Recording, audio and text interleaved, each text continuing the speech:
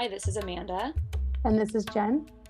And you're listening to Just This, a podcast that explores everything around being and becoming a mother or parent. We're excited to have you join us as we dive into the practical details as well as the unseen energetics on topics that span from preconception to years after birth.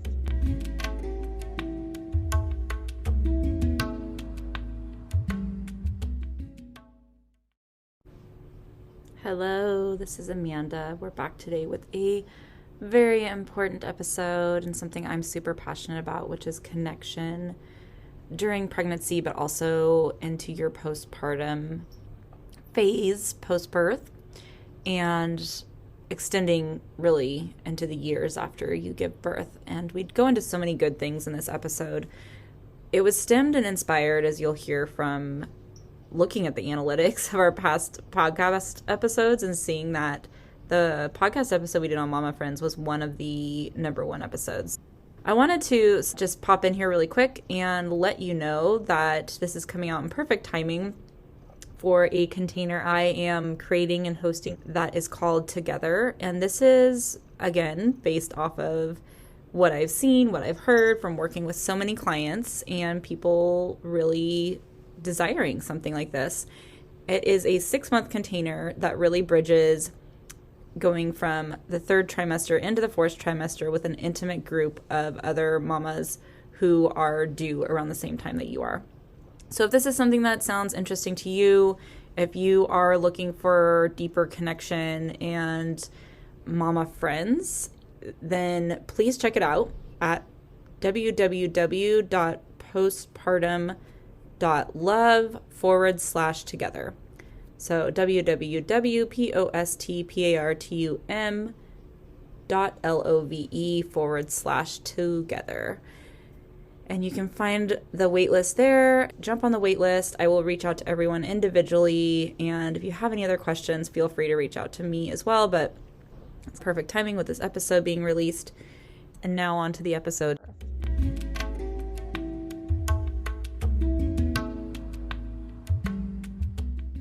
We're going to talk a little bit about connection today. One of our most listened to episode has been our episode on finding mama friends, which we put out earlier this year, maybe last year.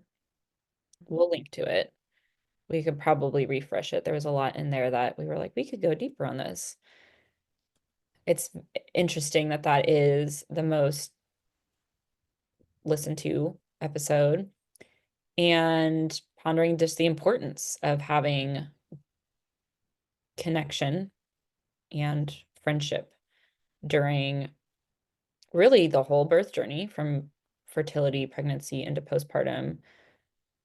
People struggle a lot in postpartum, which is why the Finding Mama Friends one was very popular. So we both have sat with it, and we're going to bring our discussion to you today. Yes, excited to actually explore this one a little bit because connection's important. And it's so easy to get trapped into that not reaching out for help or connecting with people when we're struggling through some challenges. Interestingly enough, this episode will probably be released in 2025. There is a lot of talk in the circles and communities I'm in about how the importance of community is going to be even more magnified in the upcoming years, whatever that means. I feel that it's been an important thing for a long time, and we see this in blue zones in our world of the importance of connection and community in all areas of our life. However, just a lot of the spaces I'm in are talking about how this is going to become increasingly important in the upcoming years. It's a timely conversation, and it's one that is needed and going to be of extreme value in the years moving forward and right now. Mm-hmm.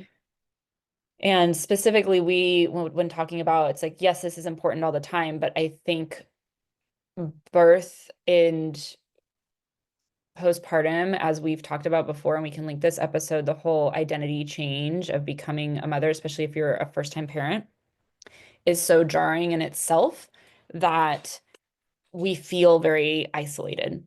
Do you want to talk about that in general? I guess we can kind of start with there's the background of like we used to have community and now we kind of don't. Mhm. Yeah, we don't have community. And I was just talking too that our community is just so different, right? A lot of times too, our community is not necessarily our neighbors anymore, though that can be the case sometimes. Our more likely community is online through social media and stuff. And social media can be helpful, but also times it can be extremely detrimental, especially in those postpartum periods where we're comparing ourselves and not thinking we're good enough and dealing with a bunch of health issues. And then we go on social media and we see these pictures of happy moms and everything's perfect and glorious. I think that can be helpful when we can't reach out or we can't get out of the house, but also be very detrimental. And community and communication is so important. And having that community to help you explore your identity and who this new person is that you've transformed into as you've become a new parent. Before you didn't have any responsibilities, and then you're transformed into this new being, and no one really alerts you of it. So having someone that's gone through that same type of initiation, so to speak, that transformation, it's nice to have someone that's fresh in it. And also other people that are outside of it that can look back and say, hey, I've been there and I get it, and this is how I've gotten through it. Yeah, there's a lot of things you speak to there that are so important. I really love how you call it it's evolved because yes, there is historically we were in community. I was just talking to a family about this last night. They have a newborn and they've had some struggles and just the sense of we used to be in a space where we could physically hand our baby to someone. A mom could physically be like, I need to take a bath. I need to go to the bathroom, whatever it is, and just have even a 10-minute, 15-minute breather or be able to have that physical community around. It's just evolved. We live in a world where everything's virtual. And I actually made note of this. I think we can talk about this further, but there is a value to the in-person part. We, as humans, need in-person connection. I think we're starting to see this of we swung, especially in the past few years, really into the virtual scene. And now it's like, well, how do we balance? Because, like you said, there is a benefit, especially in those first 40 days when it is so hard to leave the house and stressful. And especially depending on what your situation is and where you live, that connection online can be very valuable. And we still crave and need the in-person connection. So, how do we bridge those two, even in those first 40 days, really what needs to be happening is there needs to be more people coming to the mom. So the Mhm. mom's not leaving, but there's more community coming to the mom. And then maybe you have your really close friends that are mothers that are going through the same things. And that's a very small part of your week of connecting with those people in person. I have some ideas about that. But the one thing I did mark about the social media part, I don't consider social media community. Maybe I'm old, but I remember the point of where people were meeting friends, but they'd never met them in life, but they're like, oh, I just met them online. And okay, are they really your friends? I mean, do we know? And it's a fascinating topic that we could really dive deep into, especially given our trajectory with AI. However, there is a very big difference of seeing people online and comparing. That is the only truth because I think true connection, true community, and true friendship, there is a real openness and vulnerability and depth that you cannot get online. I'm sorry, I just don't think not that you can't get online. You can't get it in social media. I'll put it that way. Social Mhm. media is not a space where I have ever personally experienced true depth. You can get a glimpse of like this might be a person that is able to share more or connect more, but you would definitely need some more intimate container, not just a social media space to go there. That's Mhm. my opinion. So part of having community and friends is actually encouraging self-care and openness and vulnerability. And I find that social media is opposite of that. It doesn't really promote self-care, it promotes competition and comparison.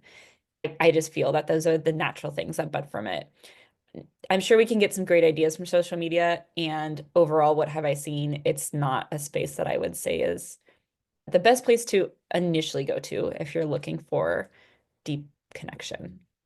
Right. Like no one gets to see on social media your kid having a tantrum. I'm sure you've been in this position as a mom where you just see your mama friend and their kid. This is a little bit older than postpartum, but like a total tantrum, or even in the immediate postpartum where the baby just won't settle, right? It's like the part of social media no one sees. When I see that in person, of course, I've been there and it's like, oh, I feel for you. But you don't see that on social media. And Yeah. so you need that connection because then after that's over, you could be like, hey, that's really hard. That sucks. I've been there. I get it. Is there anything I could do for you? How can I support you? Or just being there and having coffee with them after when the whole scenario is over, right? Just being in that space.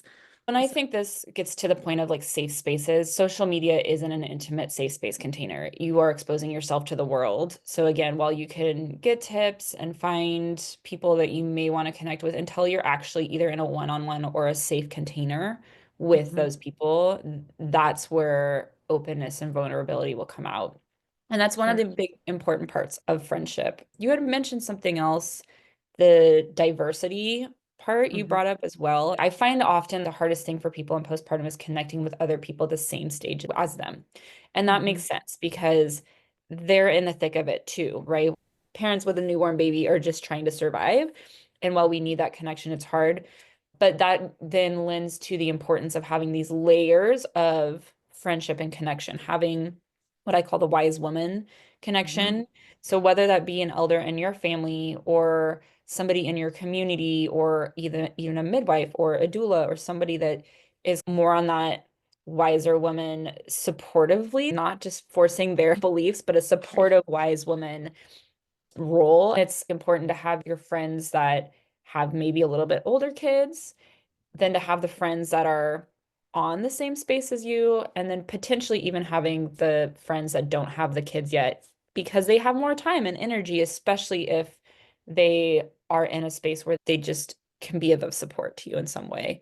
While they might not understand what you're going through, they do understand that emotionally you need a friend to talk to, maybe more so right now than you would have before. And having that diversity just gives you different perspectives too. So even if you're in the thick of it and maybe you're just not hearing, or you're hearing, you're like, yeah, I get it, but it's not really fully resonating. It's nice to reach out to those other forms of community and support and hear what they have to say. And then from collectively from all that, like, oh, this makes sense. And I'm going to take a little bit of this and a little bit of that. And then that's actually really aligned with my choices and my values and how I want to parent and what I need at the moment. So there's so much benefit in that. And I think another important thing that I highlighted is understanding that the evolution of your friendships, you are going to be going through an evolution of your self identity. And with that, naturally, is going to come an evolution of your friendships. And this happens no matter what way you're evolving your self identity. If you're evolving yourself in career or in different income levels or however it is, spiritual communities or spiritual depth, the friends you have around you will always change. And I think sometimes that's a very difficult thing for people because it's so fast and rapid when you have a kid. And that's Yeah. not something people expect. Sometimes people are like, I'm not going to change. I'm going to be the same person. And it's just never true. It's just Yeah, I never mean, true. you change physiologically, so Yeah. the fact that you're like, even if you don't change mentally, which is again, I don't believe true It's just never either, true. Yeah. but even physiologically you change. and Yeah. and I And think that's a great point because when we're looking for friends or for community and support, we think, oh, we need to find someone to have our child to have until they're like 18 and on their own and they're great friends we can go vacation with. And although those are really great to have, and I don't discredit them, there's also power in short-term relationships, even ones that are for a couple months or even for a few yeah. months, just to support each other and get through what you need. And those are just as valuable as Yeah. those long-term ones too. So I love that you pointed that out. And I think the big thing here, the takeaway is allow it to be what it's going to be. Don't force anything. Don't try to hold on to anything. And I love that you said some might be shorter term. For example, the moms group I was in, I was originally with a birth center, and I'll get to this. They did a great thing where they match you with people who are giving birth around the same time during pregnancy, and then you travel with that group. And it was originally a group of 10, and I'm only in touch with one now. And that's Mhm. fine. I don't feel any resentment. There was natural kind of flowing apart. We stayed together actually as a group up to five for quite a while. It's just the evolution of things. There's two sides of this that I've heard are really people struggle with is the people who become a parent and they feel like they're losing their old friends. And that it can be hard. I get it. It can be hard. And Sometimes there needs to be space created for new to come in. And also, sometimes when we feel we're losing something, it comes back around. So it's that let it go, let it free. And if it's meant to be, it comes back. Really surrendering to that. That's all part of, I believe we did an episode. If not, we will do one of the evolution and grieving this old self and the old you are becoming a new version of you. You are going to be surrounded by new people, and that's okay. It's going to be a beautiful thing. You just can't see that part yet. So Mhm. that's the one part of letting go. It's okay that some people just aren't on the same trajectory as you or they don't understand. That's another thing is I've had friends who hadn't had kids. I just didn't have the same priorities. So we didn't talk for a long time. And then guess what? They had kids 5 years later. And all of a sudden, hey, like we're talking a lot now. The other thing I hear people say, and I think this is beautiful about the short term things where they're trying so hard to meet new mama friends because they want that. They want to have the connection with people who understand them. And they feel like, oh, I'm not connecting with anybody or nobody's on my level. But I think in that, what we have to remember is put yourself out there, meet the people, or put yourself in spaces or groups or whatever it is, meet the people. And even if you just make one friend, or maybe you're connected to other moms through that one mom, but don't put too much pressure on it and really allow things to evolve, allow things to flow, and surrender to the greater energies at play and really just be seated in who you are and doing the small things, the small aligned actions that will put you in spaces and places to connect with people. It makes me think too, this relationship when you're talking is more almost like a business colleague or someone that you work with as opposed to like your bestie, right? So during that postpartum period and as mom, it's just about making a connection with your colleague, your coworker who's also a mama. So you guys can go out and grab lunch or coffee and let the kids play and just get out and have some human feeling adult-like interaction as opposed to trying to have this lifelong relationship with a mom. And although again, like you want that, but you're right. If we just keep putting ourselves in those situations and attempting like, you know what, I'm gonna go out with this mom, have a cup of coffee. She might not have the same parenting styles. She might do things completely different, but I'm gonna go out, I'm gonna keep it low level, not super deep and intimate, but just go out and have a good time and get out of the house and connect with somebody. Connection isn't always about making best friends, it's about being seen and heard, a lot of it. I encourage mama circles. La Leche League is a really great one to tap into. I always tell people, especially if you can't afford some of these mama groups out there, check out La Leche League. And it's literally just women coming together and breastfeeding. And in those Mhm. early days, you're breastfeeding a lot. And if Yeah. you have the energy and space or in a place that you can get to a La Leche League meetup, they're talking about what's going on for them. And sometimes you're not maybe going to meet your best friend there, but you're in a space, you're surrounded by other women at the similar stage you are because you're all breastfeeding your children. It's a space where you can talk about what's happening and be seen and heard. And that's a really valuable thing. That's a huge part of connection. So, again, being playful with it as much as possible, but not discounting that we don't have to make our best friend to get the benefits of connection and quote unquote, I guess we're talking about connection here, but friendship doesn't Right. always have to be the best friend. So, Right.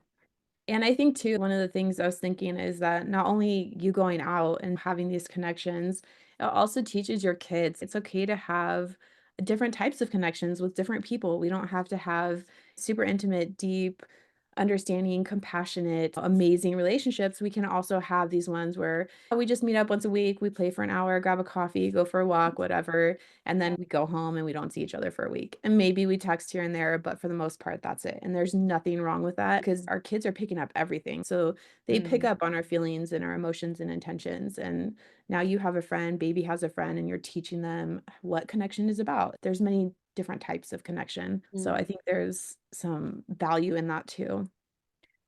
I've always felt this way about connection as you're in your postpartum phase, or really anytime.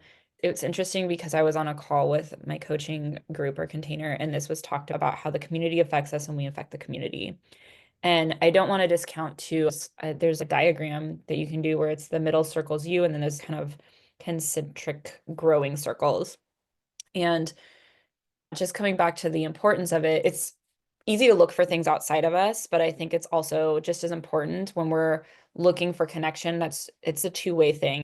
You need both sides of finding that community that's going to help you flourish and really making sure to take time to connect with yourself. When we have so many episodes, and I'll link some of them here about that, but just remembering this is a two-way part. And as far as connecting with people or struggling, I think in your connection, finding mama friends or struggling, like, where do I go? I think a big piece of that actually comes back to like, if you're really nourishing and regenerating the energy from within, you will be in your most authentic, intuitive space. And I do think energetically that will circulate. It will make that whole process of allowing the connections to be what they are easier when you are grounded in your own authenticity and your own, this is where I am, and really rooted in that deep intimacy within yourself too. Allows for that intimacy to be shaped around you. That is like pulling it back to the different types of connections. Sometimes it's hard to really feel connected in ourselves, especially immediately postpartum. And if we're struggling with identity challenges or just in the fog from sleep deprivation or whatever's happening. And so sometimes those more superficial relationships can, and especially short term, jolt us out of that space a little bit and be like, oh yeah, I remember who I am and I'm feeling more connected with myself. And then that creates that space to actually form those deeper and more intimate relationships and expand out and also encourage and grow that connection again with yourself too, especially during those times when you're just feeling completely lost and don't know where up and down is because you've lost your identity essentially or trying to Mhm. refind it. You're in the void. Yes, in the void. Like, where are we at? Yeah. Walking through the Yeah. abyss. And it was Um, interesting when I actually was looking up this stuff. They said scientifically, when we connect with people, there's oxytocin that's released. There's so much truth in that. And especially in person, even in birth, right? When you're with a laboring mom, you pick up on the hormones just in the presence of her laboring. And so I don't think it's much different in even postpartum states. And even online, I've been online in meetings where I feel so great after just connecting with someone. When I came on, I was not in an awful mood, but just kind of getting through the day and then have a really good talk or just a good connection. It's like totally uplifts your mood. That's even more powerful when you're in person and if you can connect in person too. So I love yeah. that there's actually science behind what we're talking about. Yeah. There is so much science behind connection. So maybe we should do some practical tips that we can wrap up with. Anything else you want to bring up before we go to the practicalities Now here? I'm excited about practical tips. I'm all about practicality. Yeah, practical tips. If you are pregnant or thinking about getting pregnant, I say if you're pregnant, I like to say if you're thinking about getting pregnant, it's great to find people on their fertility journey. I literally know people who are on their fertility journey together and then we're in connection after they've had their children, even though it's different times. But if you are pregnant, finding other people who are due around the same time as you, even within 2 or 3 months, can be huge. If you can find that now and just stay connected with them and or ask them what circles they're in, that will make it a million times easier once you have the baby. You guys can celebrate with each other, you can be on the same trajectory. Again, you don't have to be best friends going into that, like you said, knowing that this person that you're holding hands with at this one time as you walk into the abyss together. Uh, and so that's one practical tip. Again, if you've had your baby and you're in the depths of postpartum struggling, there's still plenty of opportunity to connect with people who are probably feeling the same way as you. So people are always like, how do I find these people? That's the biggest question. How do I find them? Because everything is to turn on to online, even if we're looking for where to go in person. So some tips. La Leche League is a great place if you've already had a baby and you are struggling to find some connection. There is usually La Leche League meetings everywhere. If there is no La Leche League, look for breastfeeding circles. There should be even through hospitals or birth centers or things like this, spaces and places for moms to come together for breastfeeding and get support in that. Other things, reach out to birth workers. This is can be one that you can do even when you're pregnant, even if you are not working with a midwife and or doula, I would say reach out to them or reach out to spaces and places birth workers are and say, hey, I'm due in such and such month, or I just had a baby. Again, it's harder to do in those early stages because you're just in the throe of things. But people get to these desperate places and reach out to a few doulas. We've mentioned this in many other podcasts. Birth workers are not here just to make a bunch of money and not give two shits about people. We do it for you. We're here to support you and moms, and that's what we're in this work for. If somebody Mhm. reached out to me, which people do sometimes, and just say, I'm looking for connection in this, or where's the first place to start in that? And I've never worked with them. Of course, I'm going to give them the resources. I'm not going to be like, sorry, I haven't worked with you. That'll be however much money if you want my help. Birth workers are a great place to start too. And midwives often have a few clients do every single month. So they could easily say, hey, yeah, I can tap into, or this is a space where there's community and connection. Right. And if you're in those pregnancy courses or baby Hmm. care courses, to reach out. And a lot of times they'll send everybody's information. Yeah.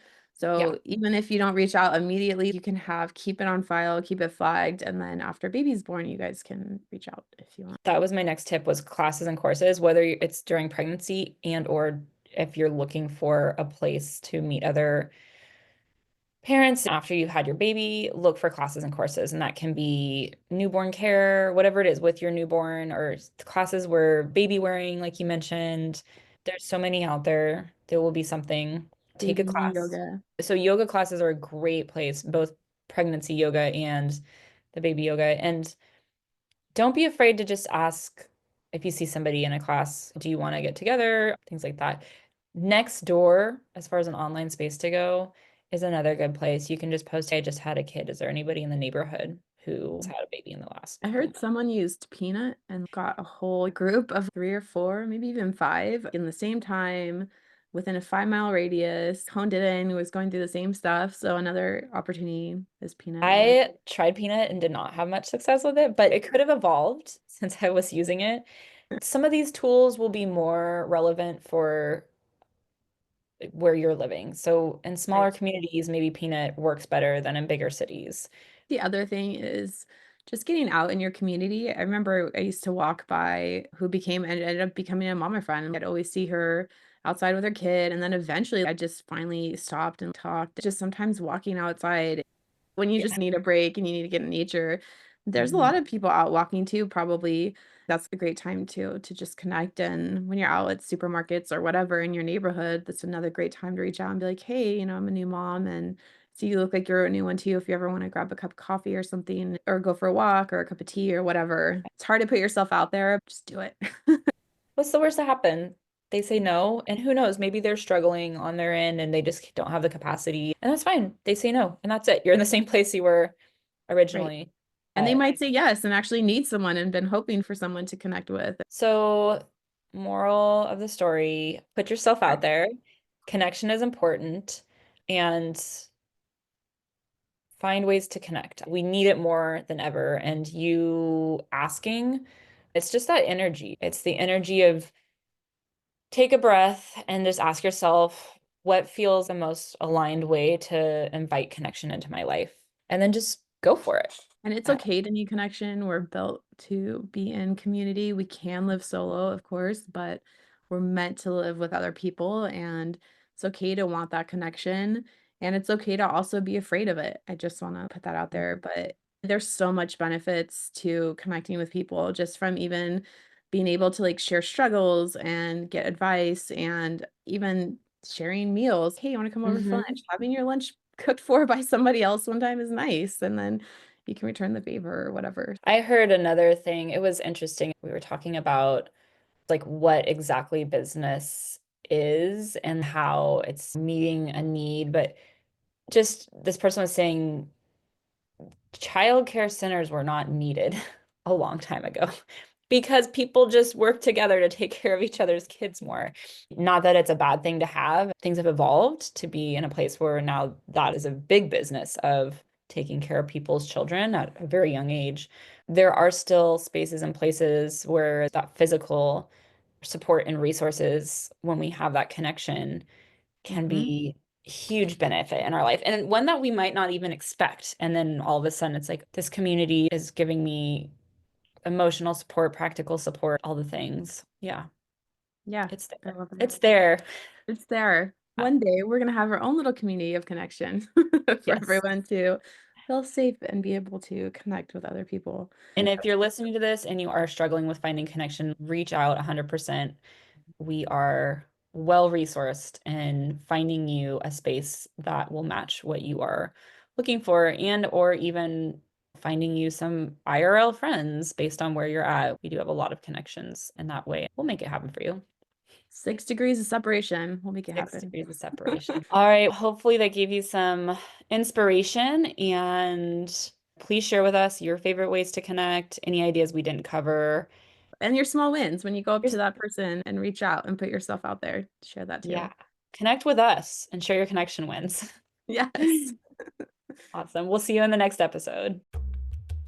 Hey there, amazing listeners. We just want to say a huge thank you for tuning into our convo on the Just This podcast today. We appreciate each and every one of our listeners, and your continued support means the world to us. If you enjoyed this episode and found value in it, we would be incredibly grateful if you could take a moment to leave us a review on your favorite podcast platform, or share this episode with someone you think would enjoy it too. Your reviews and shares not only motivate us, but they also help others discover our show. We're also all about keeping the conversation going and hanging out with our incredible community. Head over to justthis.site, that's JUSTTHIS.SITE, where you'll find additional resources, ways to connect with us, and join the conversation, plus some more goodies. Thank you again for being a part of the Just This community. We'll be back soon. Until next time, remember to take care of yourself and embrace the wonder as you navigate this extraordinary adventure.